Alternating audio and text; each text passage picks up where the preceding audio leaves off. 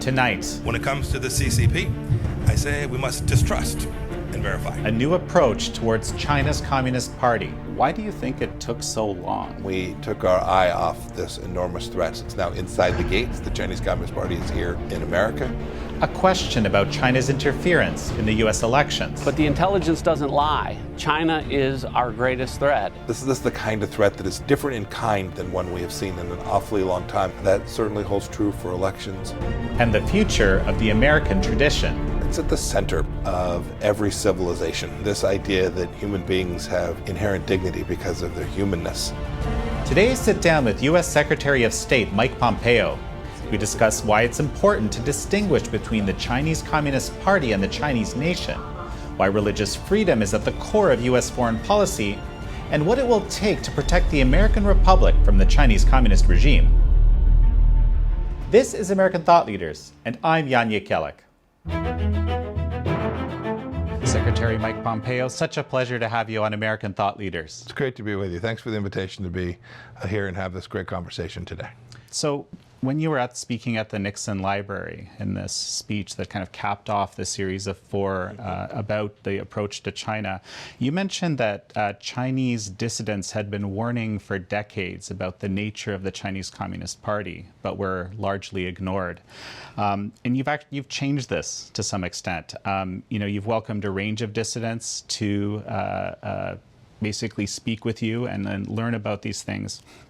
And on International Human Rights Day, you actually sanctioned a Chinese official for gross human rights violations against Falun Gong practitioners, which actually marks the first in 21 years of persecution of this group in China. We actually wrote an editorial about it. We've been covering this issue extensively. So why do you think it took so long? Goodness, that's a complicated question. You go back all the way to Tiananmen Square. We've known the nature of this regime. And frankly, freedom-loving people across the world have known the nature of authoritarian regimes throughout history, and yet we ignored it. We ignored it in part because we had a foreign policy establishment that believed deeply that if we traded enough stuff with them, if we engaged with them, that somehow the Chinese Communist Party would engage, at least externally in the world, on a fair and reciprocal basis. And that was patently false all the way through. And yet the resistance from lots of quarters was enormous for a host of reasons, some of them economic, some of them just truly people who thought they could get to a better place. It's clearly not true. President Trump recognized that when he began his campaign, and then when he took office.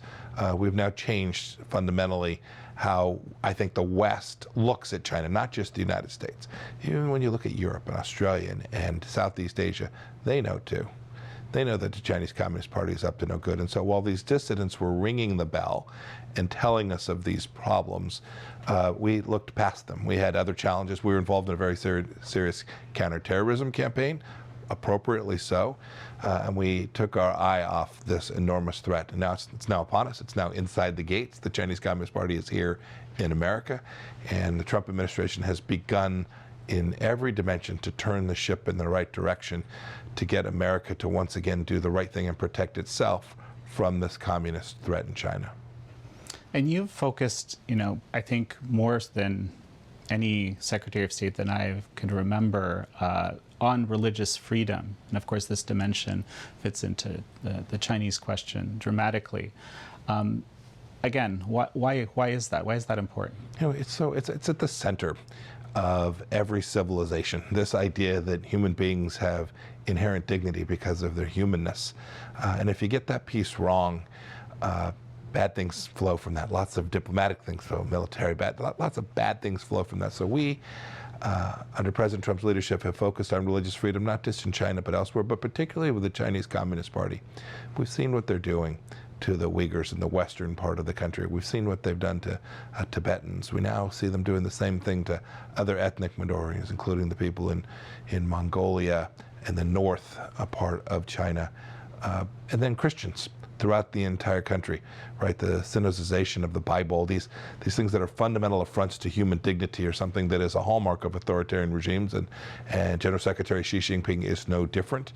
He knows that he has to extend ever-increasing power and control in order to maintain his capacity to rule, and that shuts out the important space that religious freedom should have for every human being in the world. And we've done our best to try and shine a light on that, whether it was speaking to the leadership in the Vatican or speaking to religious leaders in other parts of the world, and to, for me personally, get a chance to meet with some of these people who have been persecuted or had their families persecuted has been a wonderful personal experience as well, to see these noble, amazing people who simply want the capacity to exercise their own conscience rights.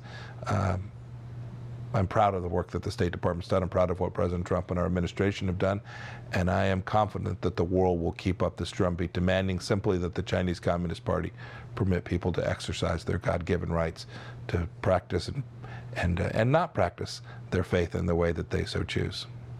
So, you've gone to great pains, it seems to me anyway, to separate the concept of the Chinese nation and the Chinese Communist Party in people's minds, and presumably here at the State Department. Why is that so important to you?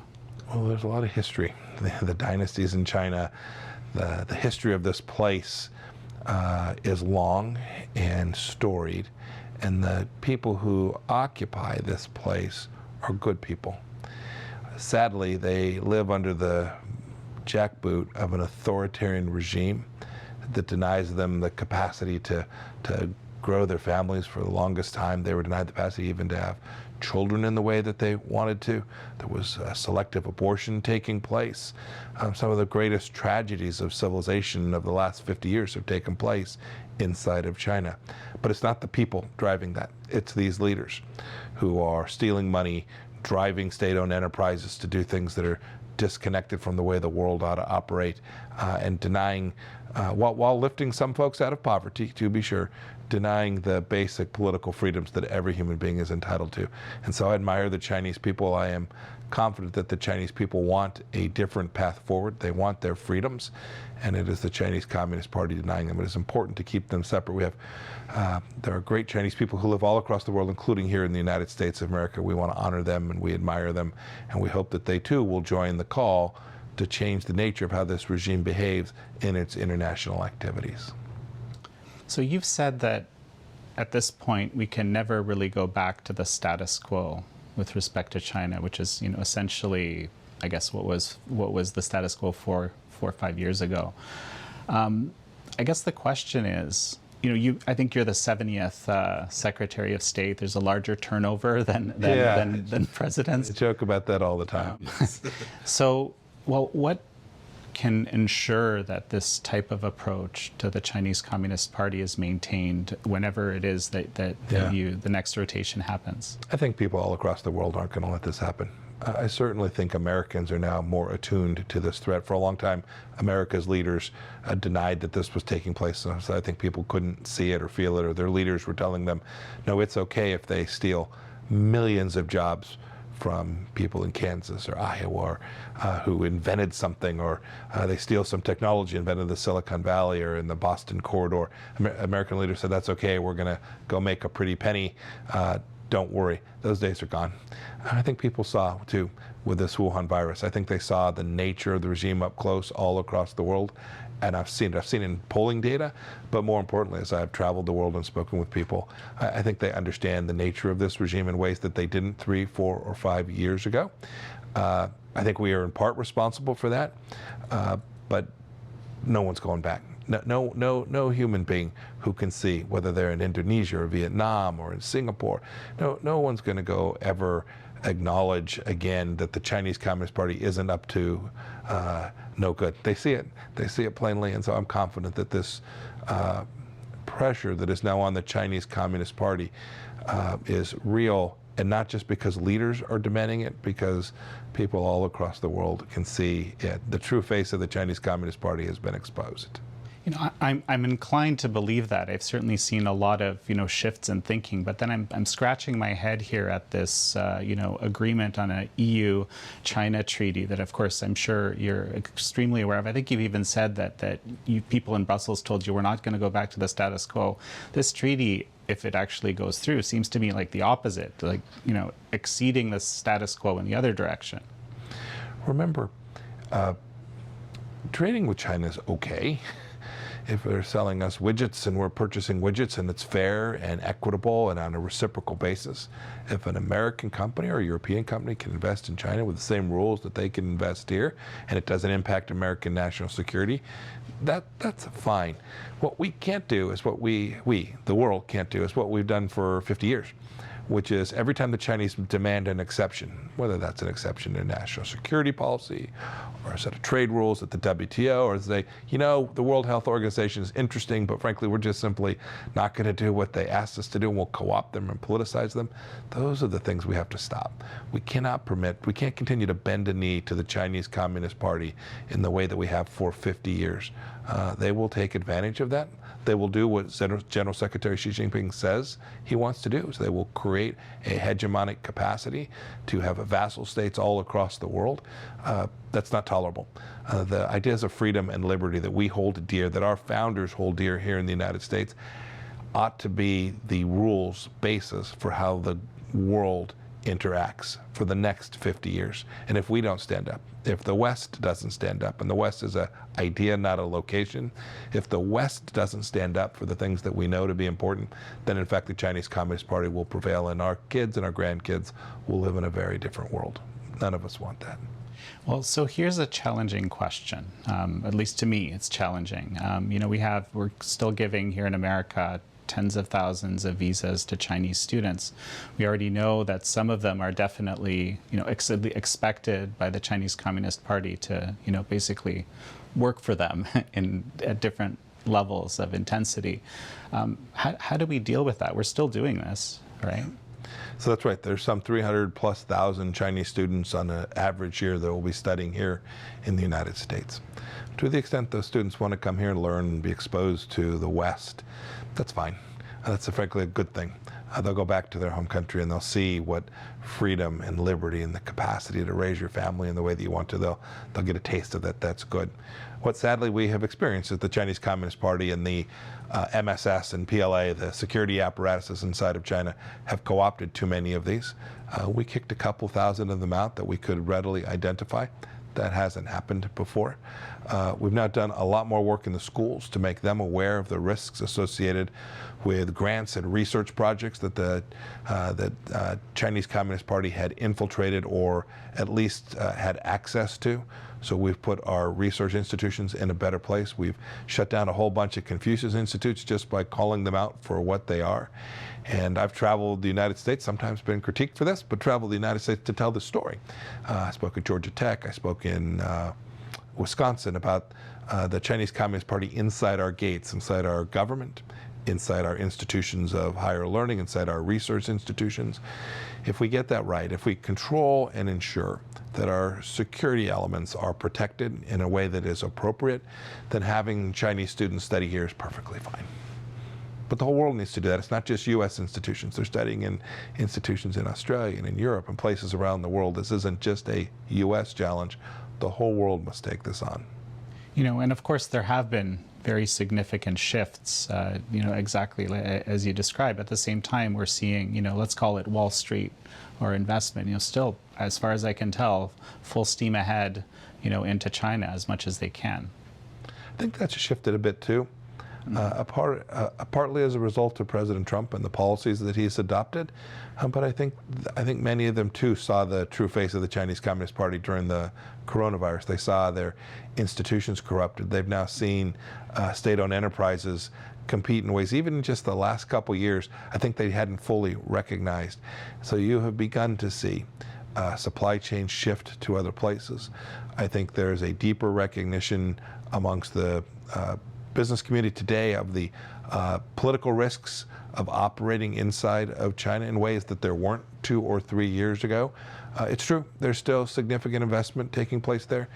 I'm reminded that you know, President Trump has said, great, if we do this in a fair and reciprocal way, it's what the trade deals were designed to do. If we do this in a fair and reciprocal way, that's fine. We have to protect our security issues.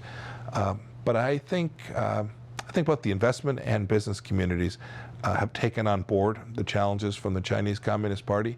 And while change is often slow and sometimes one step forward and a couple steps sideways, I think they too have acknowledged this and will begin to move in a direction that that performs the central function, which is protecting Americans and our security here at home. That's a military component and a deep economic component. We want to make sure that people have good, high-paying jobs here in the United States, and that the Chinese Communist Party doesn't steal them from us by doing things that are just completely unacceptable. So, you've identified this approach of distrust and verify, I suppose, modeled based on Reagan's approach. Some people think this is too antagonistic of language to speak to another nation, especially a large one like China. Every experience I've had in my 6 years as a member of Congress and now 4 years serving in the Trump administration would suggest that anything but distrusting anything that comes from the Chinese Communist Party is folly. They've broken promise after promise after promise, not just promises to the United States, promises to the world, promises to the people of Hong Kong, promises to their own people in mainland China, a promise to President Obama that says they wouldn't militarize the South China Sea. Time after time after time. The Chinese Communist Party promises that if they have a virus problem that they'll disclose it. The list is endless. They still, to this day, haven't allowed the World Health Organization to begin its investigation of where this virus emanated from, and yet they promised they would. No, I don't think describing distrust but verify as the core model by which the United States should interact with the Chinese Communist Party in any way misses the mark in ways that you suggest that others have said. You mention China's, I guess, activities around the virus, so to speak. This is kind of an interesting question. There's all this talk about, foreign interference in the election and so forth. And we know there's a delayed report now that's being put together about this. From what I understand, we know the Chinese Communist Party is involved. At the very least, the way they dealt with the virus obviously had a profound impact on the election. I don't think anyone would dispute that. And any thoughts about this? Well, I can't say much. I'll let the intelligence community complete their work and issue their report as appropriate. But the American people should know. I spoke about this in Wisconsin. The Chinese Communist Party is all around us. They are working in our schools. They are working in our clubs and organizations. They've put a face that's called a civic organization when in fact it's an element of the Chinese Communist Party information gathering efforts. This is the kind of threat that is different in kind than one we have seen in an awfully long time, and the responses will be required will have to be different as well. That certainly holds true for elections. The Chinese Communist Party clearly lobbies hard, works hard. They have consulates across America where their diplomats are engaged in behavior that's inconsistent with what we're supposed to do as diplomats. We shut down one of them because it was very clear that they were running a spy operation out of the consulate in Houston. But the American people just need to be on guard in the sense of we need to be aware that the Chinese Communist Party is not acting in a way that is in America's interest, and the leadership of the United States has to be very clear with the American people about that. We're going to have to finish up in a little bit, but one thing I did want to ask you about is something I think a lot of people might not be aware of. It's this Commission on Inalienable Rights, if I have the name correctly, that you've commissioned. And just very briefly, why is this so important to you, and what's its purpose? We kind of began here. This set of rights that our founders recognized, didn't create, they recognized that God had provided to each of us is central to the American story, and the exceptional nation that we are relies on our fundamental understanding of America in the same way that our founders did. This Judeo-Christian tradition of rights, natural rights that to each of us are granted by God.